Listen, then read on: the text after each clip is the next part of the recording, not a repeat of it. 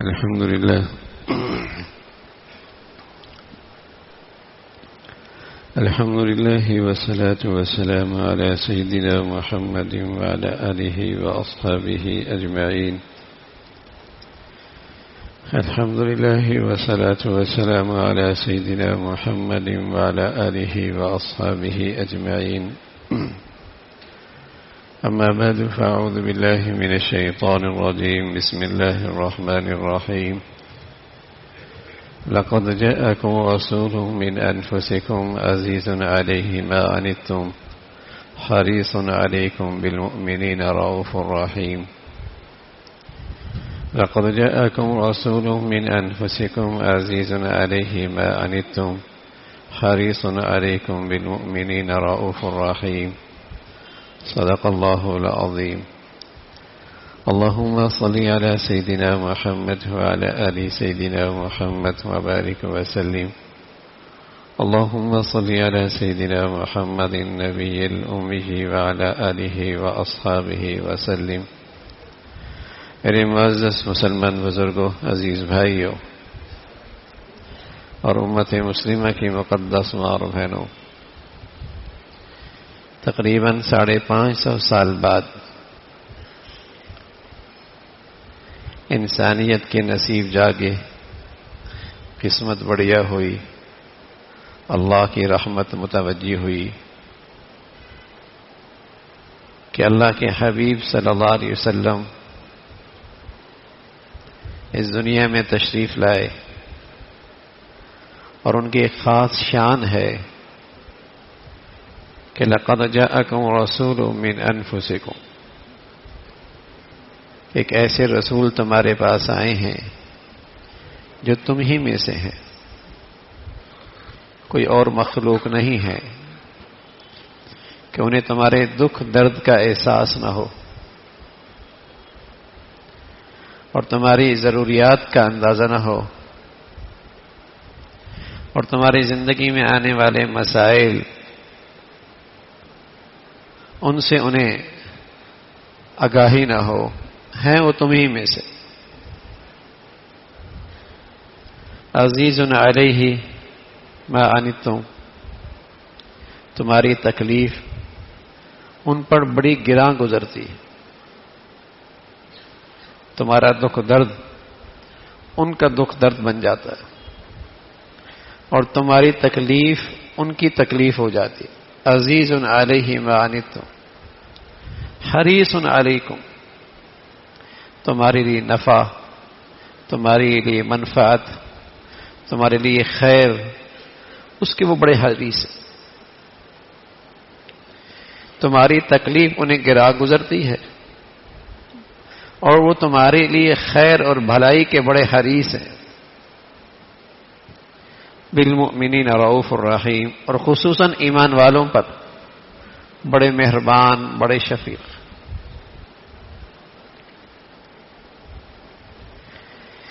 یہ پیارے رسول صلی اللہ علیہ وسلم کی ایک خاص شان ذکر فرمائی، اور اللہ تعالی نے فرمایا کہ لقد من اللہ علی المؤمنین، یہ اللہ کا بہت بڑا انعام ہے، اللہ تعالی کا بہت بڑا احسان ہے۔ اذ بعث فیہم رسولا، کہ ان میں رسول اللہ صلی اللہ علیہ وسلم تشریف لائے، اللہ کا بڑا انعام۔ اس انعام کی اور اس عظیم نعمت کی جب انسانیت نے قدر کی اور انسانیت کے جن افراد نے اللہ کا اس احسان کو اور اس انعام کو سمجھا اور اس کی عظمت کو پہچانا اور ان سے سچی محبت کی اور اپنی توانائیاں اس کی اطاعت میں صرف کی، تو ایسی شخصیات اور ایسے افراد پوری انسانیت میں اپنی ایک تاریخ ساز زندگی کے نشانات چھوڑ کے گئے۔ ایسے انسان پھر روئے زمین پر نہ پہلے تھے نہ بعد میں آئے، اور ان شخصیتوں کی خصوصیت یہ تھی کہ پیارے رسول صلی اللہ علیہ وسلم سے محبت کا اور اطاعت کا حق ادا کیا، اور پھر وہ دنیا میں ایسے چمکے اور انہوں نے انسانی تاریخ میں ایسے کارنامے سر انجام دیے کہ رہتی دنیا تک ان کی کوئی ایسی مثال پیش نہیں کر سکتی۔ محبت میں بھی حق ادا کیا، محبت اور ایثار کے اندر بھی ایسی کوئی مثال نہیں ملتی۔ اس امت کے سب سے بڑے پیارے رسول صلی اللہ علیہ وسلم کے بعد اس امت کی جو سب سے بڑی شخصیت ہے حضرت صدیق اکبر رضی اللہ تعالیٰ عنہ، جب آپ علیہ الصلوۃ والسلام کا دامن تھاما اور اسلام قبول کیا تو اسلام دشمن قوتوں نے آپ پہ حملہ کر دیا۔ اس میں عقبہ ابن ربیع پیش تھے۔ اس نے آپ کو اتنا پیٹا کہ آپ کا چہرہ سوج گیا۔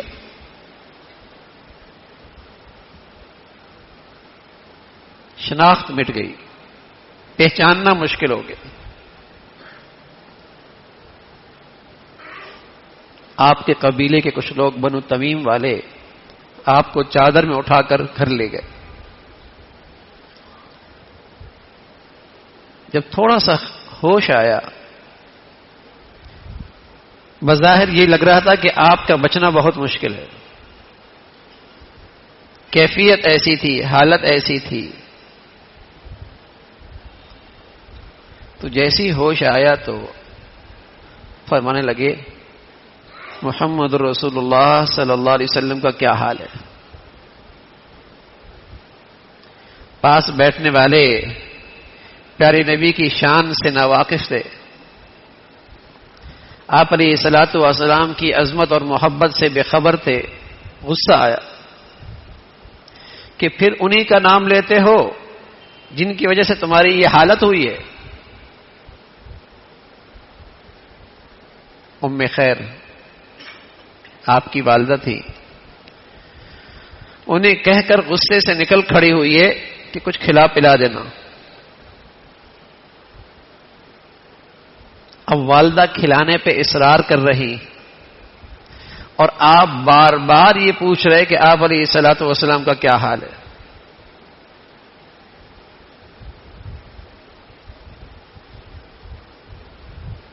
تو والدہ کہنے لگی مجھے تو کچھ خبر نہیں۔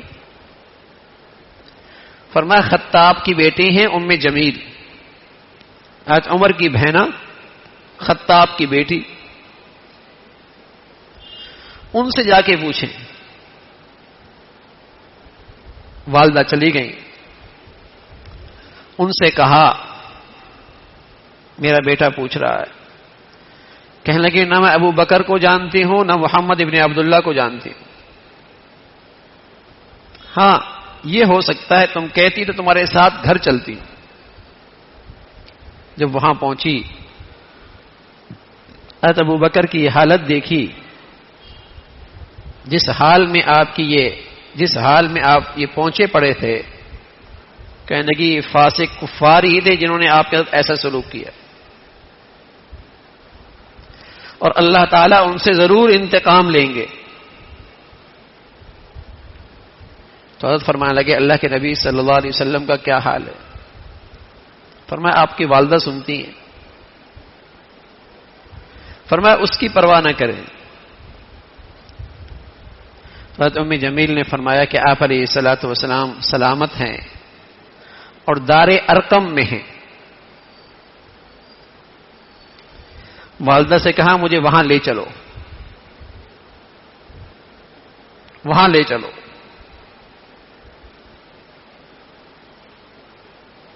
جب وہاں پہنچے تو حضور علیہ الصلوۃ والسلام کو دیکھا، تب تسلی ہوئی۔ پھر کچھ پیا اور کچھ کھایا۔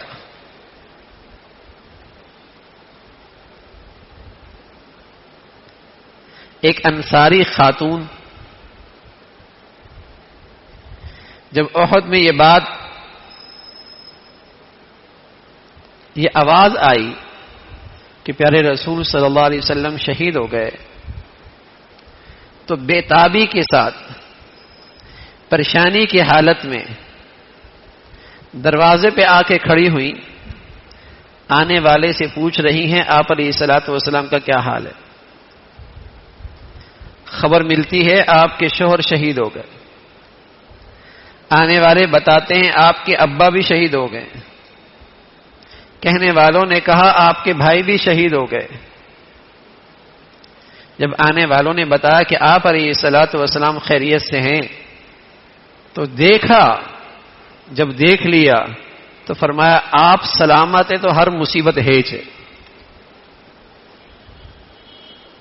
آپ سلامت ہیں ہر مصیبت ہیج ہے۔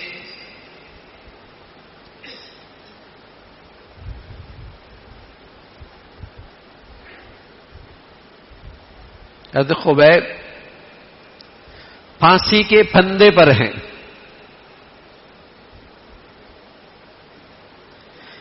مشرکین نے کہا کیا تم اسے پسند کرتے ہو کہ تمہاری جگہ تمہارے رسول ہوں؟ تڑپ کر بولے کہ تم نے ہماری محبت کی قیمت تھوڑی لگائی، غلط قیمت لگائی، تم مجھے آزاد کر دو، اس کے بدلے میں پیارے نبی صلی اللہ علیہ وسلم کے پاؤں میں کانٹا چبھے، مجھے تو یہ بھی برداشت نہیں۔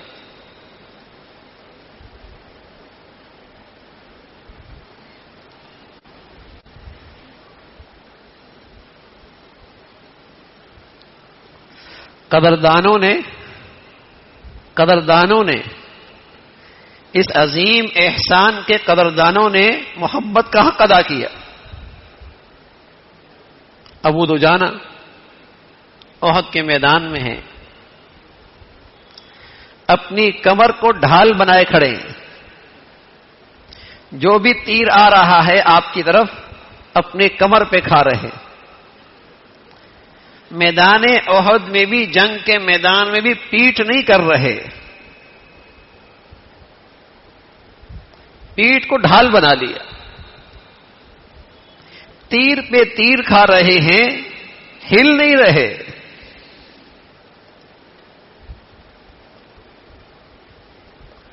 زید بن ثابت رضی اللہ تعالیٰ عنہ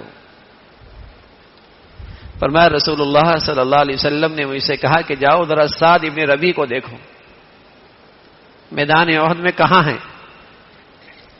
فرمایا میں نے شہداء میں تلاش کیا، کہیں نظر نہیں آیا۔ پھر زخمیوں میں دیکھ رہا تھا، تلاش کرتے کرتے میں حضرت سعد کے پاس کھڑا ہوا، پہنچا، میں نے کہا اللہ کے نبی صلی اللہ علیہ وسلم آپ کو سلام کہہ رہے ہیں اور پوچھ رہے ہیں کیا حال ہے؟ فرمایا میرا سلام کہنا اور کہنا یا رسول اللہ مجھے جنت کی خوشبو آ رہی ہے۔ جسم پہ تیر اور تلوار اور نیزوں کے 70 سے زائد زخم تھے کہ مجھے جنت کی خوشبو آ رہی ہے۔ اور حضرت زید سے کہنے لگے انصار کو میرا پیغام دے دینا کہ تمہارے جیتے جی تمہاری ایک آنکھ بھی جھپکتی ہو، اگر اللہ کے نبی کا کچھ ہوا تو اللہ کی بارگاہ میں تمہارا کوئی عذر قبول نہیں ہو۔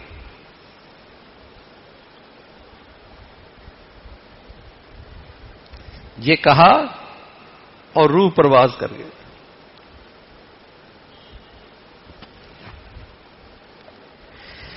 یہ اس امت کے سچے جانثار، اور پھر یہ محبت ہی نہیں تھی، اس لیے کہ سچی محبت کی سب سے بڑی نشانی اور علامت مکمل اطاعت، فرما برداری۔ پھر ان مقدس لوگوں نے اپنی پوری توانائی صرف کر دی آپ کی اطاعت اور فرما برداری میں۔ سعد ابن معاذ رضی اللہ تعالیٰ عنہ حضرات انصار کی طرف سے ترجمان بن کے آپ علیہ الصلوۃ والسلام کی خدمت میں آئے کہ یا رسول اللہ، جہاں آپ ٹھہرے، جن کے ساتھ آپ تعلقات رکھیں، جن کے ساتھ آپ تعلقات توڑیں، ہم آپ کے ساتھ، ہمارا مال آپ کے لیے حاضر ہے، جو آپ لیں گے وہ ہمیں زیادہ محبوب ہوگا اس مال سے جو آپ چھوڑیں گے۔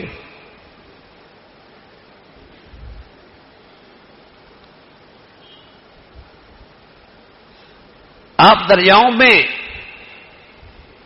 گھوڑے دوڑائیں گے، ہم آپ کا ساتھ، آپ کبھی ہمیں اپنے سے پیچھے نہیں پائیں گے،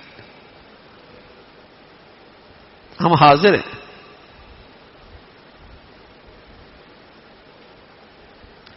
اطاعت میں، فرما برداری میں زندگیاں صرف کر دی،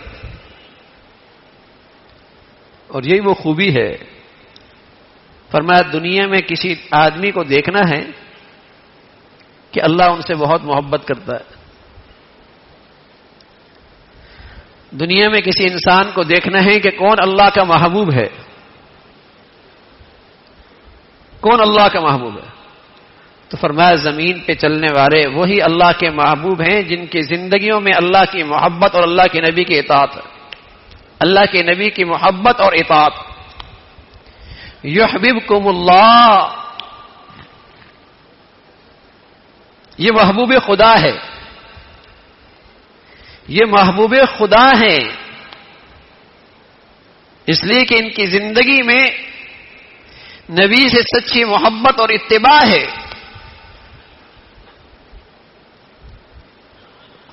بندے کی کیا ہستی ہے کہ وہ اللہ سے محبت کرے، مجال کیا ہے، لیکن اللہ کہتا ہے میں بندے سے محبت کروں گا اگر اس کی زندگی میں میرے محبوب کے طور طریقے آ جائیں گے، یہ میرا محبوب ہو جائے گا۔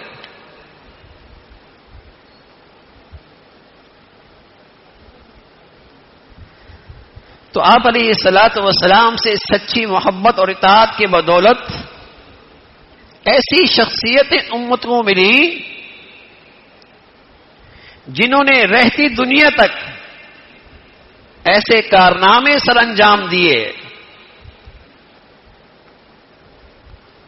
جس کی نظیر انسانیت میں نہیں ملتی، انسانی تاریخ میں نہیں ملتی۔ حضرت عمر رضی اللہ تعالیٰ عنہ قریش کے ایک درمیانے درجے کے آدمی تھے، خطاب کے بیٹے تھے، بکریاں چرایا کرتے تھے، لیکن آپ علیہ الصلوۃ والسلام کے دامن سے وابستہ کیا ہوئے، سچی محبت اور اطاعت سے آپ کی تربیت کیا ہوئی، آپ ایسے مثالی شخصیت بنے، ایسی مثالی شخصیت بنے کہ آپ نے ایک ایسی اسلامی حکومت قائم کی جو روم اور ایران کی سپر طاقتوں کو زیر کرتی ہوئی ان سب پہ غالب آ گئی۔ پھر آپ کا عدل و انصاف تو ضرب المثل تھا، پھر آپ کی عظمت اور صلاحیتیں تو مثالی تھی، نکھر کے سامنے آ گئی۔ اور فرمایا کرتے تھے جب میں بکریاں چرا کے آتا تھا، اونٹ چرا کے آیا کرتا تھا، تو میرے ابا مجھ سے خطاب کہتے تھے عمر تو یہ تو بکریاں چرانے نہیں آتی، کرے گا کیا؟ لیکن صحبت رسول، محبت رسول، اطاعت رسول سے آج اللہ نے مجھے امیر المؤمنین بنا دیا، اور قیصر و کسریٰ کو تخت و تاج سے ہمیشہ کے لیے محروم کر دیا۔ ایسی مثالی اسلامی حکومت قائم کی جہاں ہر ادنا سے ادنا شخص کو بھی عدل و انصاف، امن اور سلامتی، ہر اس کا وہ حق جو اس کا جائز حق تھا اس کو دہلیز پہ مل رہا تھا۔ ولید کا بیٹا خالد نوجوان تھا، آپ کی بہادری کے کچھ چرچے تھے. بہادر آدمی. مکہ کے قبائل جنگوں میں آپ سے کچھ مدد لیا کرتے تھے، لیکن آپ کی شہرت جزیرہ عرب میں بھی کوئی زیادہ نہیں تھی. لیکن رسول اللہ صلی اللہ علیہ وسلم کی محبت اور عشق میں اور آپ کی اطاعت نے آپ کو ایسا چمکا دیا کہ سیف من سیوف اللہ، آپ اللہ کی تلوار بن کے چمکے، اللہ کی تلوار بن کے چمکے. خالد بن ولید سیف اللہ کی تلوار.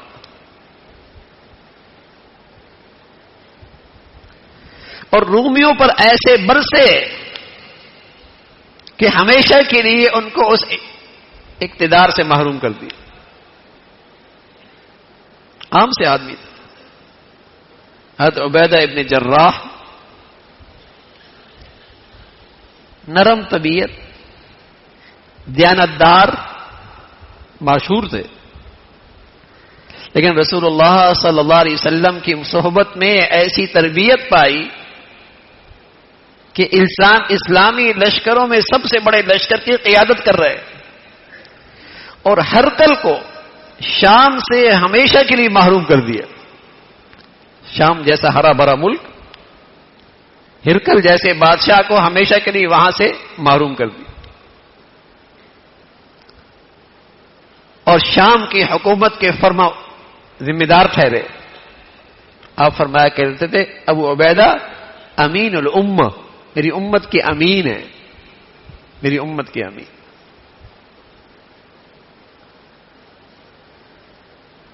تو آپ علیہ الصلوۃ والسلام کی سچی محبت اور اطاعت نے انسانی افراد کا ایک ایسا گلدستہ تیار کیا، انسانی افراد کا ایسا گلدستہ تیار کیا جس کی خوشبو، جس کی آب و تاب رہتی دنیا تک باقی.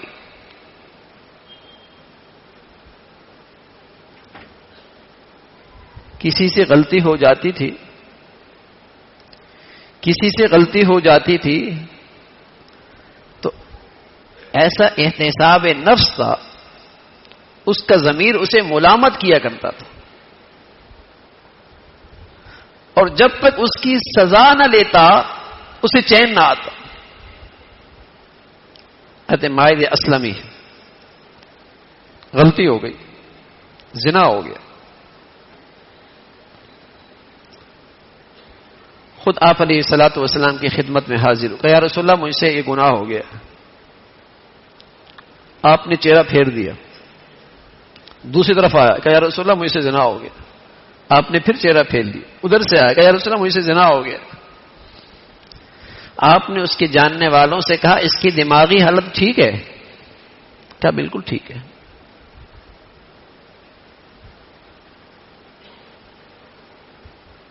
جب اس نے خود اقرار کیا،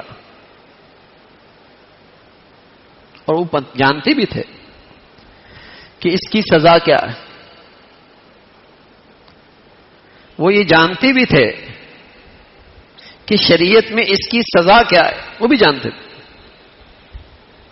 اگر بغیر شادی شدہ زنا کرتا ہے تو شریعت میں اس کی سزا ہے الزانی تو والزانی فجلدوا کل واحد منہما 100 جلد، 100 کوڑے بھرے مجمع میں، تاکہ دوسروں کو عبرت ہو. اور اس میں نرمی نہیں دکھانی، یہ اللہ کی حد ہے، یہ سزا اللہ نے مقرر کی ہے. دنیا کی نہ کوئی پارلیمنٹ، نہ کوئی ادارہ، نہ کوئی عدالت اسے منسوخ نہیں کر سکتی. سزا ہے، کسی کو یہ اختیار اور اتھارٹی نہیں ہے. اور اگر زنا کرنے والے شادی شدہ ہیں پھر رجم ہے، پتھروں سے سنسار ہے، پتھروں سے مارنا ہے. یہ حد بھی جانتے تھے، اس سزا سے بھی واقف تھے، لیکن ضمیر ملامت کر رہا تھا کہ یہاں کی سزا آسان ہے، یہاں کی شرمندگی آسان ہے، یہاں کی رسوائی آسان ہے، لیکن کل کی سزا برداشت نہیں ہو، کل کی ذلت برداشت نہیں ہو.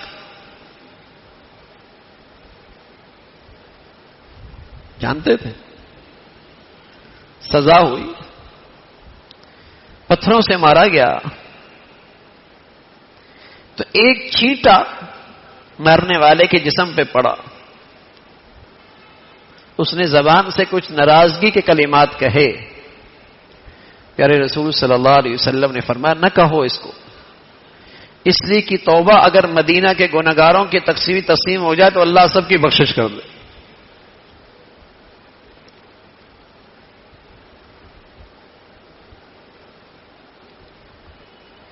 ایسا گلدستہ تیار ہوا تھا جو اپنا احتساب خود کرتا تھا، اس کا ضمیر غلطی پر خود اسے شرمندہ کرتا تھا، اس کا ضمیر خود اسے ملامت کرتا تھا کہ تم نے کیا کیا.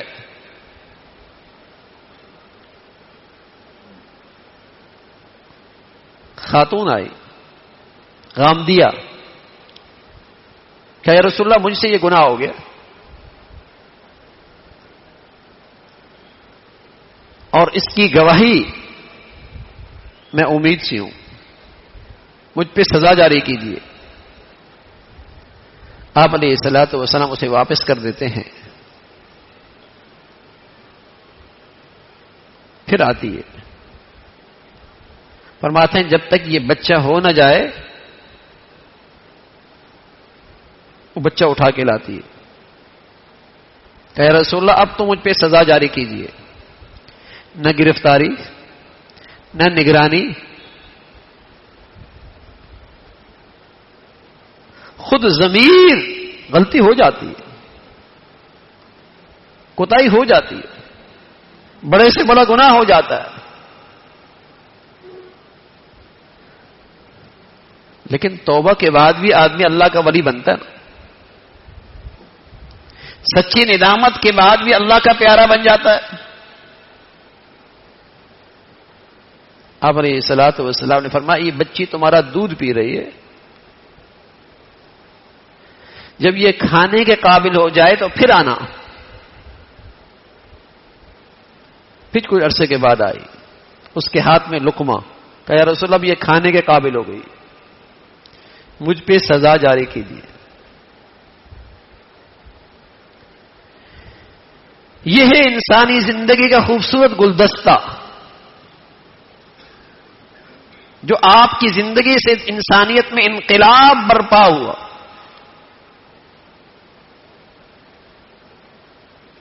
ایسے افراد تیار ہوئے جو انسانیت کے لیے بہترین نمونہ بنے. نہ صرف یہ کہ وہ ہدایت پہ آئے بلکہ انسانیت کے لیے ہادی بنے.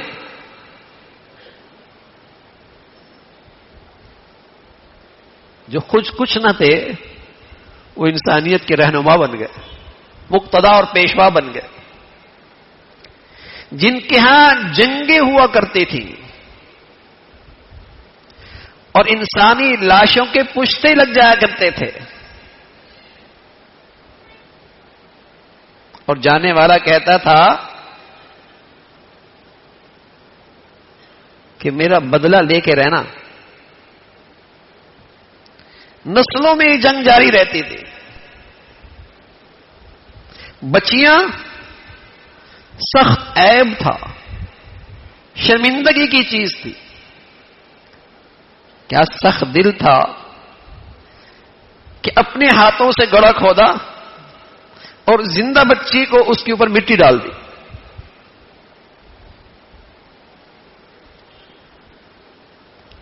لیکن پیارے رسول صلی اللہ علیہ وسلم کی ذات اور آپ کی لائی ہوئی زندگی سے ایسا انقلاب برپا ہوا کہ غزوے میں چچا اپنے بھتیجے سے پانی مانگتا ہے.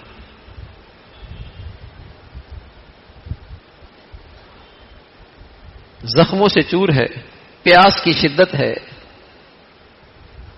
بھتیجا ڈول میں پانی لے کے جاتا چچا کے پاس. قریب سے ایک زخمی کی آواز آتی ہے پانی مجھے چاہیے.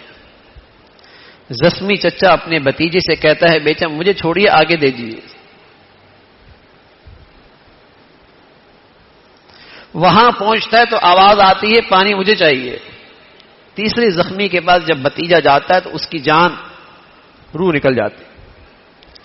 واپس دوسرے کے پاس آتا ہے تو وہ بھی اللہ کے پاس چلا جاتا ہے. چچا کے پاس آتا ہے تو اس کی بھی روح پرواز کر جاتی ہے.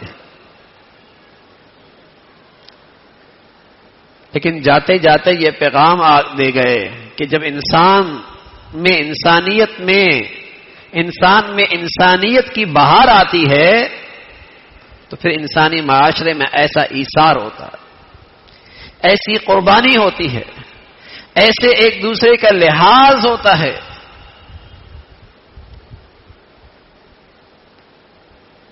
یہ سب اس پیاری زندگی کا نتیجہ ہے جو آپ علیہ الصلوۃ والسلام کی ذات سے نکلی ہے.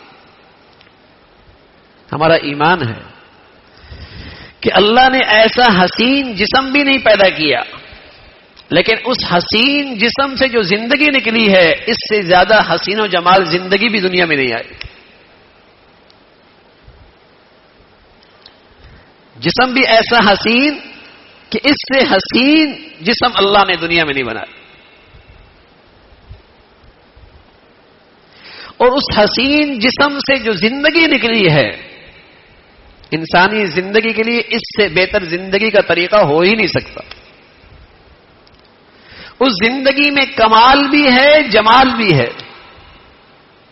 جیسے آپ کی ذات میں, آپ کی جسم میں, جسم کی نعمتوں میں جیسے کمال اور جمال ہے, ایسی پیارے نبی کی زندگی سے جو سیرت نکلی ہے, جو افعال نکلے ہیں, جو طور طریقے نکلے ہیں, اس سے بہتر زندگی انسانیت کے لیے نہیں ہوتی.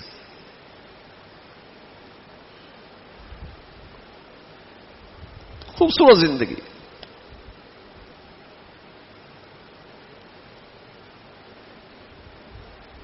تو ایسا ایثار تھا. رسول اللہ صلی اللہ علیہ وسلم تشریف فرما ہے, مہمان آ گئے. فرمایا کون اس مہمان کو اپنے ہاں ٹھہرائیں گے؟ اللہ کے نبی کے مہمان ہر ایک کی چاہتی کہ یہ سعادت مجھے ملے.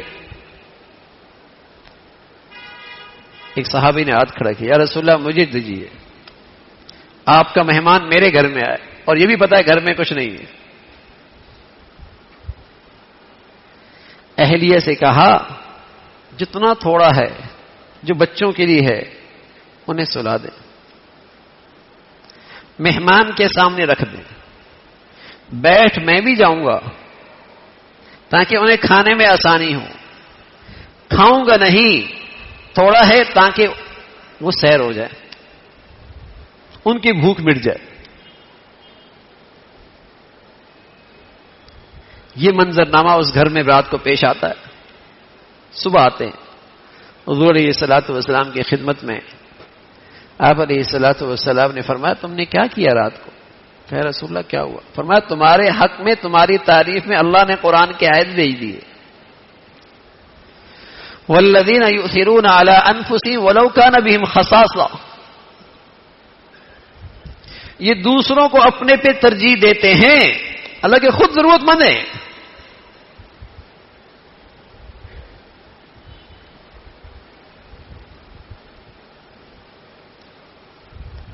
میرے عزیزو, یہ ہے اس پیارے نبی کی زندگی کی تاثیر, یہ ہے اس پیارے نبی سے سچی محبت کا نتیجہ.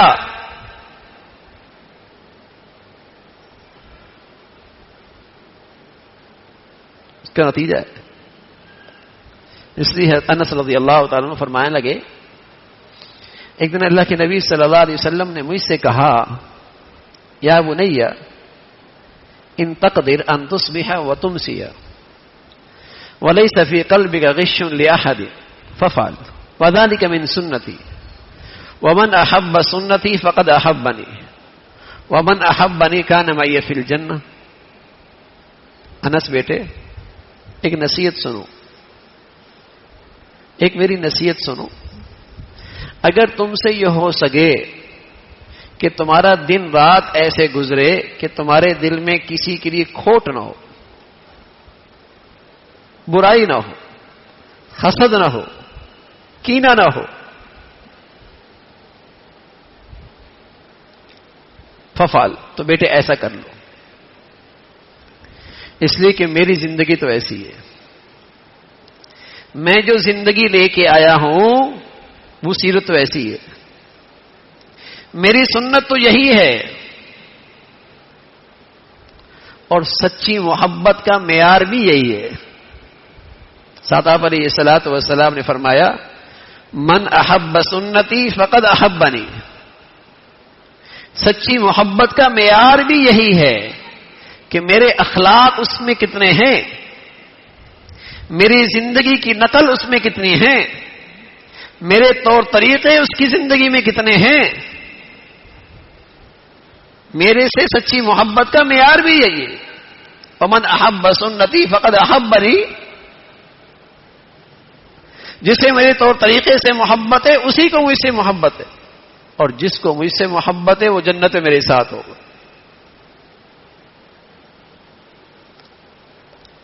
تو یہ جو انسانوں میں انسانیت ہری بھری ہوئی نا، اور انسانی زندگی میں جو کشش آئی،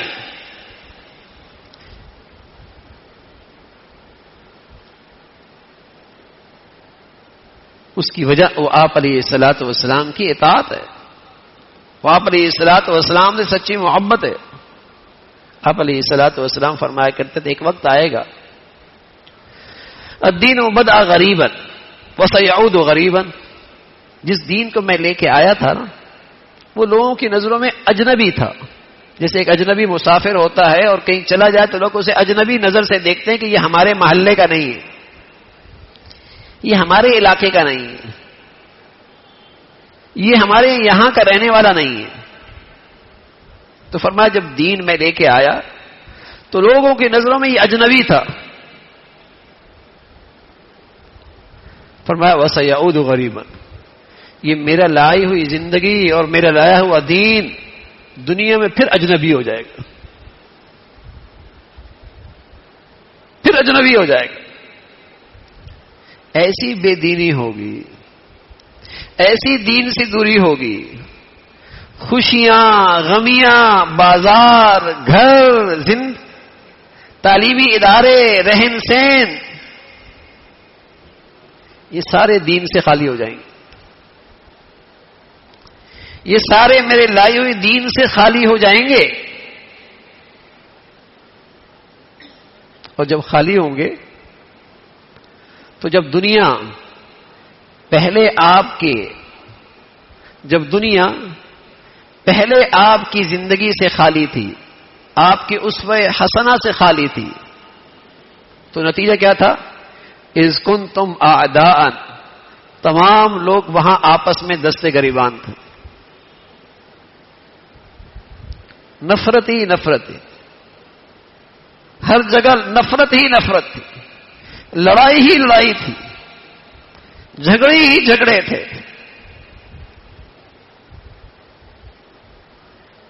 اور آج دیکھیں اللہ کے نبی کا لایا ہوا دین اجنبی ہوا تو سزا ملی نا، بازار، فیکٹریاں، کارخانے، خاندان، گھر، صوبے، ملک،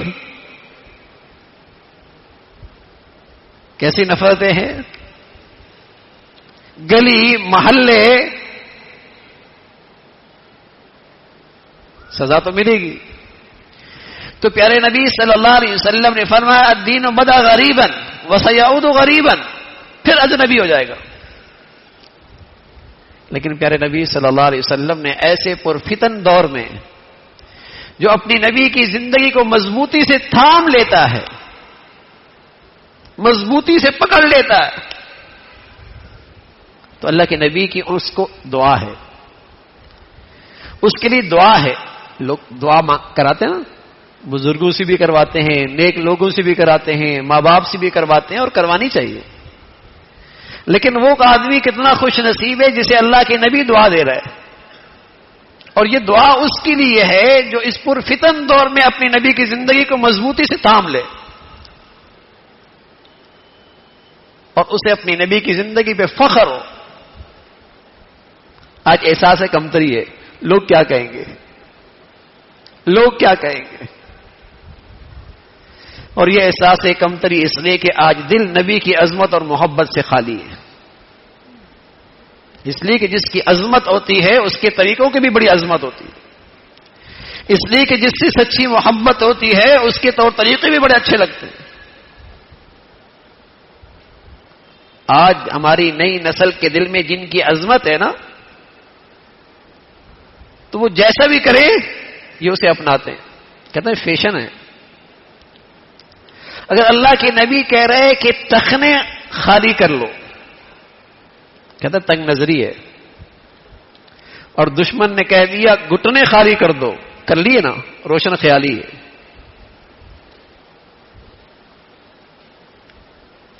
پہلے دل عظمت سے خالی ہوتے ہیں، محبت سے خالی ہوتے ہیں، پھر زندگیاں نبی کی زندگی سے خالی ہوتی.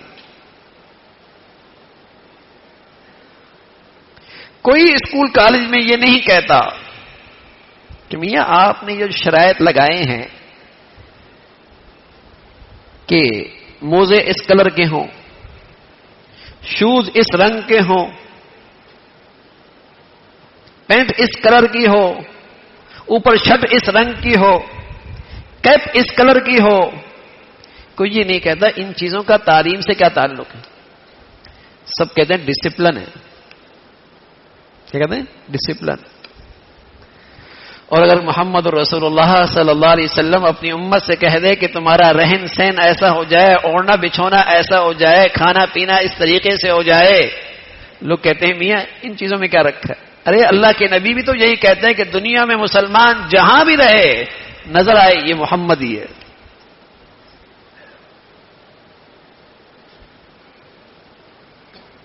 مشرق میں رہے، مغرب میں رہے، شمال جنوب میں رہے، نظر آئے یہ امت ہی ہے. لیکن دلوں سے عظمت نکلی نا، اب نبی کے طور طریقوں میں احساس کمتری ہے. لوگ کیا کہیں گے؟ اور جب تک یہ ڈرتا رہے گا لوگ کہتے رہیں گے. رستم کے دربار میں ایک سفیر صحابی رسول سعد نے بھیجا تھا. اس نے کھانے کے لیے کچھ پیش کیا تو کچھ چیز نیچے گر گئی. اللہ کے نبی کی سنت یہ ہے کہ کھا لو اگر صاف ہے تو، ہو سکتا ہے پورے کھانے کی برکت اسی میں ہو. برکت کہتے ہیں جس سے آپ کو نفع زیادہ ہو، آپ کے جسم کو نفع ہو سکتا ہے پورے کھانے کا نفع اسی میں ہو. کس ذرے میں اللہ نے خون زیادہ بنانا ہے، صحت زیادہ اچھی بنانی ہے، برکت تو اللہ دیتے ہیں. تو وہ اٹھانے لگے تو کسی نے کونی ماری کہ کیا کر رہے، لوگ کیا کہیں گے، دنیا کیا کہے گی کہ نیچے سے چیز اٹھا کے کھا رہے. تو جب اللہ کے رسول کی سچی محبت اور عظمت ہو تو پھر دنیا کہتی رہے. فرمانے لگے اترک سنت ہؤلاء لہؤلاء، اترک سنت حبیبی لہؤلاء الحمقاء. میں ان نادانوں کی وجہ سے اپنی نبی کے طریقہ تو نہیں چھوڑ سکتی. میں ان نادانوں اور احمقوں کی وجہ سے اپنے محبوب کا طریقہ تو نہیں چھوڑ سکتی. یہ تو نہیں ہو سکتا. تو فرمایا فطوبى للغرباء الذين يصلحون ما افسد الناس من بعد من سنتي. اللہ کے نبی دعا دے رہے ہیں، اے اللہ تو نے خوش و خرم رکھنا، سدا خوش رکھنا کہ جب دنیا میری سنتوں کو، میرے طور طریقوں کو مٹا رہی تھی، انہوں نے پھر میرے طور طریقوں کو تھام لی، زندہ کر لیا. اب کتنے مسلمان ہیں جو نماز تو پڑھ لیتے ہیں، جنازہ بھی پڑھ لیتے ہیں، عمرہ بھی کر لیتے ہیں، حج بھی کر لیتے ہیں، لیکن شادی بیاہ میں نبی کی امت نے نبی کے طریقے مٹا دیے. کسی کو ہمت نہیں ہوتی کہ نبی کے طریقوں کو پھر شادی میں زندہ کرے. جس زندگی کے حصے سے دنیا میری سنتوں کو مٹا رہی ہے، ہمت کرو نا، وہاں زندہ کرو. نفل پڑھ لے گا، 2 رکعت سنت بھی پڑھ لے گا، نفلی عمرہ بھی کر لے گا، لیکن شادی سنت کے مطابق نہیں کرے گی. وہاں وہی خرافات. کیا کہے گا؟ سب ایسا کر رہے ہیں، سب ایسا کر رہے ہیں. اس کے بغیر کیسے ہو سکتا ہے؟ اور وہ خرافات بڑھتی چلی جا رہی ہے، بڑھتی چلی جا رہی ہے، کوئی حد نہیں ہے اس کی. اگر زمانے کو دیکھنا ہے، دنیا کو دیکھنا ہے تو پھر اس کی تو کوئی حد نہیں. جو آج اگر ہم اپنی زندگی میں دیکھیں اور زندگی کے مختلف مراحل میں دیکھیں تو ہمیں نظر آئے گا کہ آج مسلمان اپنی نبی کی زندگی سے بہت دور جا چکے، اور اس کی سزا ہے جیسے زمانے جاہلیت میں دنیا میرے نبی کی زندگی سے محروم تھی، تو اذ کنتم اعداء، ان میں دشمنیاں بہت تھی، اور آج پھر نبی کی زندگی سے امت خالی ہوتی چلی جا رہی ہے، تو گھر گھر میں نفرتیں ہیں، دشمنیاں. اور جب نبی کی زندگی آتی ہے تو اللہ تعالیٰ فرماتے ہیں فَأَلَّفَ بَيْنَ قُلُوبِكُمْ فَأَصْبَحْتُمْ بِنِعْمَتِهِ إِخْوَانًا. اپنے تو اپنے، دور والے بھی ایسے ہو گئے جیسے اپنے ہوتے ہیں. بلال تو دور سے، حبشہ سے، صہیب تو روم سے، سلیمان تو دور کے فارس سے، لیکن مدینہ کے گلیوں میں یوں لگتے جیسے سب ایک ماں باپ کی اولاد. جو اس پیارے نبی کی زندگی کی برکت تھی، اس میں یہ تاثیر ہے، اس میں یہ طاقت ہے. تو فرمایا رسول اللہ صلی اللہ علیہ وسلم نے فطوبى للغرباء الذين يصلحون ما افسد الناس من بعد من سنتی. اللہ تو انہیں خرم رکھنا جو تیرے نبی کی سنت، جو میری سنتوں کی وجہ سے، میرے طور طریقوں کی وجہ سے دنیا کی نظروں میں اجنبی لگے. شادی کر لو نا، سنت ایسی بھی شادی ہوتی ہے، یہ کیا طریقہ ہے؟ ایسا بھی ہوتا ہے. اس دور کے اندر بھی کاروبار سچائی سے ہو سکتا ہے. بہت سادہ ہے یار. یعنی ہوشیار کون ہے؟ جو بہت جھوٹا ہو، جو فراڈ بہت کرتا ہو، بہت ہوشیار. اور جو سچائی اور دیانت سے کام لیتا ہے بہت سادہ ہے. اس کو بازار کا پتہ نہیں ہے، بازار میں کیسے کاروبار کرتے ہیں. تو برائی اچھائی ہو گئی نا، اچھائی برائی ہو گئی، اچھے برے ہو گئے، برے اچھے ہو گئے. فطوبى للغرباء الذين يصلحون ما افسد الناس من بعد من سنتی. اے اللہ تو انہیں خوش و خرم رکھنا، سدا خوش رکھنا جب اس وقت سنتوں کو، میری زندگی کو تھامے ہوئے تھے جب دنیا انہیں اپنی زندگیوں سے نکال رہی تھی. تو میرے عزیزو، پیارے رسول صلی اللہ علیہ وسلم کی پیاری زندگی یہی ہمارے لیے ذریعہ نجات، وسیلہ نجات ہے، وسیلہ نجات ہے. اللہ تعالیٰ میں آپ علیہ الصلوۃ والسلام کی سچی محبت، عظمت اور کامل اتباع نصیب فرمائے. وآخر دعوانا الحمد للہ رب العالمین. اللهم لك الحمد كله ولك الشكر كله، اللهم لك الحمد كله ولك الشكر كله. اللهم أعنا على ذكرك وشكرك وحسن عبادتك. اللهم أعنا على ذكرك وشكرك وحسن عبادتك. ربنا لا تؤاخذنا إن نسينا أو أخطأنا. ربنا لا تؤاخذنا إن نسينا أو أخطأنا. ربنا اغفر لنا ذنوبنا وإسرافنا في أمرنا وثبت أقدامنا وانصرنا على القوم الكافرين. يا حي يا قيوم برحمتك نستغيث أصلح لنا شأننا كله ولا تكلنا إلى أنفسنا طرفة عين. یا ارحم الراحمین، جو کچھ کہا سنا عمل کی توفیق نصیب فرما. ایمان والی، عافیت والی، صحت والی زندگی نصیب فرما. اے مولا کریم پورے دین پہ چلنا آسان فرما. اے مولا کریم پورے دین پہ چلنا آسان فرما. زندگیوں کو گناہوں کی گندگیوں سے اے اللہ اپنے فضل سے محفوظ فرما. ہمیں گناہوں کی نحوستوں سے، گناہوں کی گندگیوں سے محفوظ فرما. یا ارحم الراحمین ہمیشہ اپنی اطاعت والی فرما برداری والی زندگی نصیب فرما، حادثات سانحات سے محفوظ فرما، زمینی آسمانی آفات سے محفوظ فرما، بری زندگی سے، بری موت سے، برے لوگوں سے محفوظ فرما۔ مولا کریم ہمیشہ حلال عطا فرما، برکت والا عطا فرما، عزت اور عافیت اور ایمان کے ساتھ عطا فرما یا ارحم الراحمین۔ تمام حاضرین حاضرات سامعین سامعات کی تمام جائز حاجات کو پورا فرما، مشکلات کو آسان فرما، ہمیشہ اپنے بچے بچیوں کی تعلیم تربیت زندگی کے صحیح فیصلے کرنے کی توفیق نصیب فرما، ہمیں اپنے بڑوں کے لیے صدقہ جاریہ بنا، عزت کا باعث بنا، ہماری اولادوں کو ہمارے لیے صدقہ جاریہ سکون اور راحت کا ذریعہ بنا یا ارحم الراحمین۔ اپنے فضل سے ہمیں سلامتی عطا فرما، ہمارے ملک کو سلامتی عطا فرما، ہمارے شہر کو سلامتی عطا فرما، یہاں ایمان ہدایت کی فضاؤں کو عام فرما، جو مسلمانوں میں بے دینی کو اور نفرتوں کا بیج بو رہے ان کے شر سے محفوظ فرما۔